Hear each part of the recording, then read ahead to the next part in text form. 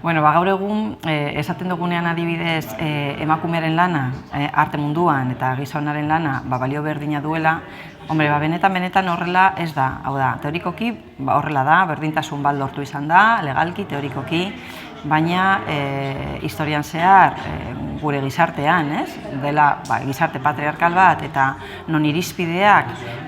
gizonak jarri izan ditu, balore ekonomiko bat emoteko,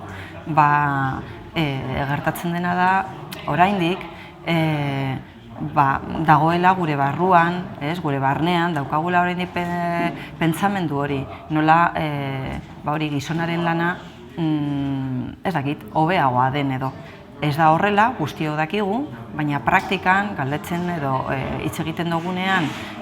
kasu batzuetan, galeriestekin, beraiek esaten dute ere, nola bildumak egiten dituzten pertsonak, beraientzat fidagarriagoa dela